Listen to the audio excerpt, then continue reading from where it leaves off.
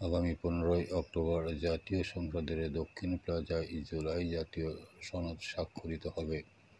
ঐতিহাসিক এই স্বাক্ষর অনুষ্ঠানে নেতৃত্ব দেবেন অন্তর্বর্তীকালীন সরকারের প্রধান উপদেষ্টা এবং জাতীয় ঐকমত্য কমিশনের সভাপতি প্রফেসর মোহাম্মদ ইউনূস। বৃহস্পতিবার 9 অক্টোবর জাতীয় সংসদ ভবনে ঐকমত্য কমিশন কার্যালয়ের সভাকক্ষে কমিশনের এক বৈঠকে সিদ্ধান্ত চূড়ান্ত করা হয়। কমিশনের জনসংযোগ কর্মকর্তা পবন চৌধুরী জানিয়েছেন, অনুষ্ঠানে দেশের বিভিন্ন রাজনৈতিক দল এবং জোটের প্রতিনিধিরা অংশ নেবেন। সভায় জুলাই সনদ বাস্তবায়নের উপায় নিয়ে বিশেষজ্ঞদের মতামত এবং রাজনৈতিক দলগুলোর সঙ্গে কমিশনের 5টি বৈঠক প্রাপ্ত মতামত বিশ্লেষণ করা হয়। বৈঠকে আশা প্রকাশ করেন যে বিশেষজ্ঞরা এবং রাজনৈতিক দলগুলো থেকে প্রাপ্ত অভিমত বিশ্লেষণ করে খুব শীঘ্রই বাস্তবায়নের উপায় সংক্রান্ত সুপারিশ এবং চূড়ান্তকৃত জুলাই সনদ সরকারের কাছে জমা দেওয়া হবে। বৈঠকে কমিশনের সহসভাপতি অধ্যাপক আলী রিয়াজ, সদস্য ডক্টর বদিউল আলম মজুমদার, বিচারপতি মোহাম্মদ ইমদাদুল হক, ডক্টর ইফতেখারুজ্জামান ও ডক্টর মোহাম্মদ আইয়ুব মিয়া উপস্থিত ছিলেন। এছাড়া ঐকমত্য গঠন প্রক্রিয়ায় যুক্ত প্রধান উপদেষ্টার বিশেষ সহকারী মনির হায়দারও সভায় অংশ নেন।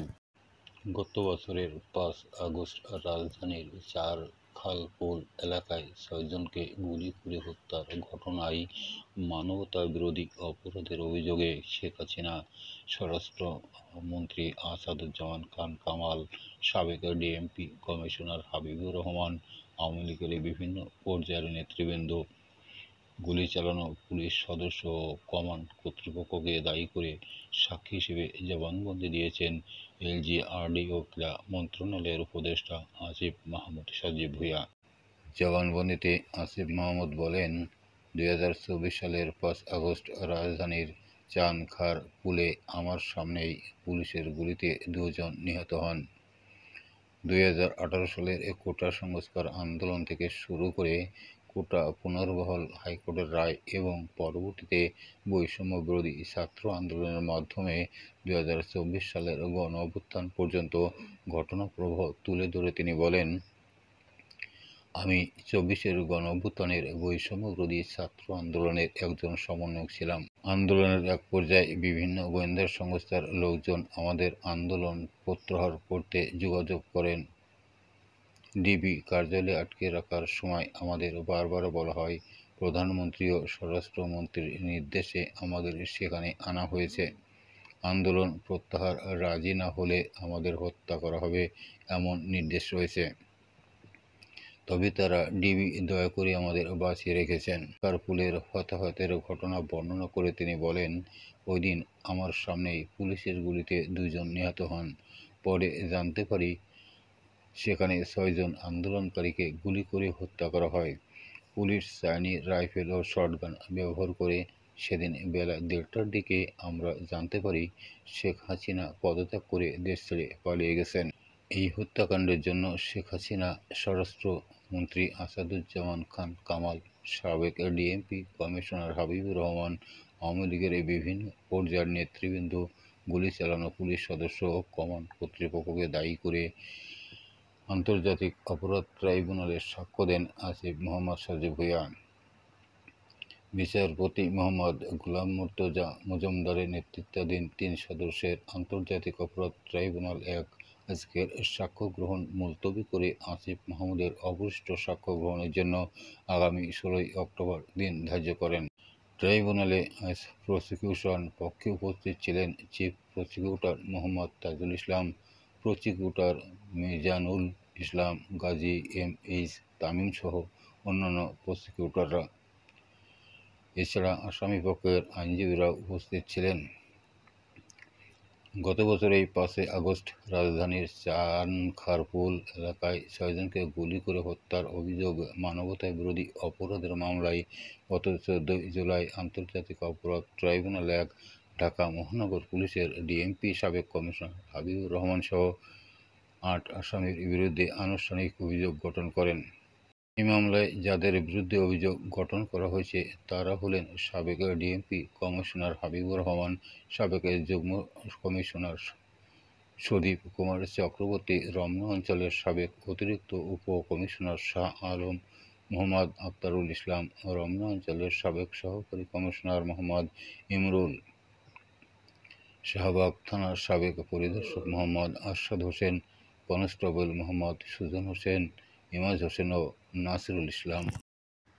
আওয়ামী লীগের শাসনামলে গুমের অভিযোগে ২ মামলায় সাবেক প্রধানমন্ত্রী শেখ হাসিনা ও তার প্রতিরক্ষা বিষয়ক উপদেষ্টা মেজর জেনারেল অবসরপ্রাপ্ত তারিক আহমেদ সিদ্দিক এবং সামরিক বাহিনীর কর্মকর্তাসহ ৩০ জনের বিরুদ্ধে আনুষ্ঠানিক অভিযোগ আমলে নিয়ে তাদের বিরুদ্ধে গ্রেপ্তারি পরোয়ানা জারি করা হয়েছে। বুধবার বিচারপতি গোলাম মুর্তজা মজুমদারের নেতৃত্বাধীন ৩ সদস্যের আন্তর্জাতিক অপরাধ ট্রাইব্যুনাল-১ এ গ্রেপ্তারি পরোয়ানা জারি করেন। সেই সঙ্গে আসামিদের গ্রেপ্তার করে হাজির করতে আগামী ২২ অক্টোবর দিন ধার্য করা হয়েছে। প্রসিকিউশনের পক্ষে চার্জ আমলে নেওয়ার শুনানি করেন চিফ প্রসিকিউটর মোহাম্মদ তাজুল ইসলাম। তৎকালীন হাসিনা সরকারের সময় গুম করে task force for interrogation cell TFI ও জয়েন্ট ইন্টারোগেশন সেলে জেআইসি আটকে রাখার অভিযোগ আনা হয়েছে। গুমের একটি মামলায় শেখ হাসিনা ও তারিক আহমেদ সিদ্দিক সহ ১৭ জনের বিরুদ্ধে আনুষ্ঠানিক ৫টি অভিযোগ আনা হয়েছে।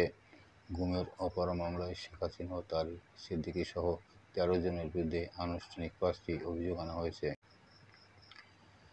শুনানিতে চিফ প্রসিকিউটর বলেন, শেখ হাসিনার নির্দেশেই বিরোধী মতের লোকদের গুম করা হতো বলে তদন্ত রিপোর্টে উঠে এসেছে। তিনি ট্রাইব্যুনালকে বলেন, ফ্যাসিস্ট শাসনকে পাকাপোক্ত করতে ও বিরোধী পক্ষকে দমনের জন্য শেখ হাসিনার প্রধান হাতিয়ার ছিল গুম। এ সময় শুনানিতে উপস্থিত ছিলেন গুমের শিকার ব্যক্তিরা।